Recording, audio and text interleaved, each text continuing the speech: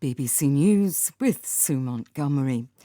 The governor of the American state of Texas, Greg Abbott, says a gunman has shot dead 14 pupils and a teacher at a primary school. The attack took place on the campus of Robb Elementary School in the city of Uvalde, 135 kilometers west of San Antonio. Police have arrested the suspected gunman.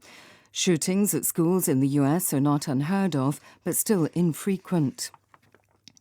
The commodities giant Glencore has agreed to plead guilty to corruption charges in the United States and Britain and will pay more than $1 billion to end a 5-year investigation into corporate malpractice.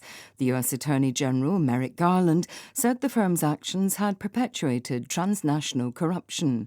Samira Hussain reports. Glencore admitted it engaged in manipulative and deceptive behavior to increase profits. For more than a decade, the company operated a scheme in which traders would submit orders intended to push the benchmark price of oil in the direction it wanted. The U.S. regulator, which oversees the oil market, levied a fine of more than $1 billion against Glencore, the highest civil penalty it has ever issued. In a statement, the company said the Glencore that exists today is very different to the one that engaged in those fraudulent practices. Glencore has also admitted it bribed officials in several African nations in order to secure access to lucrative oil contracts.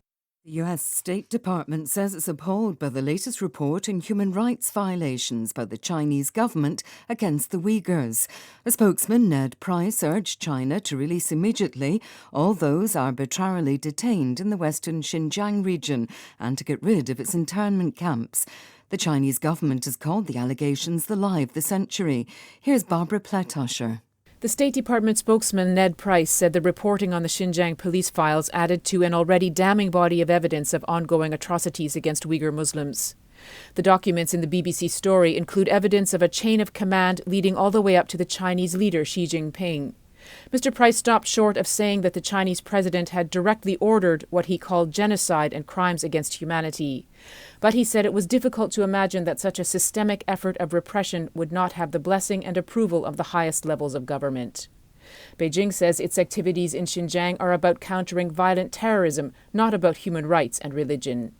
The Kremlin says Russia is ready for a prolonged conflict in Ukraine as its forces continue to make progress in the east of the country. The Russian Defense Minister Sergei Shoigu said the offensive would continue until all its objectives have been achieved, without specifying what these are. Russia has been concentrating its forces in the Donbass. World News from the BBC. The head of the World Health Organization, Tedros Adhanom Ghebreyesus, has called for peace in Ukraine in an emotional speech marking the beginning of his new 5-year term. Dr. Tedros was elected unopposed. He spoke of his own first-hand experience as a child of war in Ethiopia and described peace as a prerequisite to health. Brazilian medical officials say at least 21 people have been killed in a police operation against gangs in a favela north of Rio de Janeiro. Most are thought to be gang members. Police said they were trying to arrest criminal leaders when they were shot at. The British Prime Minister Boris Johnson is under further pressure over parties held at his official residence during COVID lockdowns. Speaking anonymously, 3 people who attended some parties told the BBC that regulations were routinely ignored and describe arriving for work the morning after a party to find discarded bottles in bins overflowing with rubbish. They say they felt the parties were held with Mr Johnson's implicit permission because he attended some of them.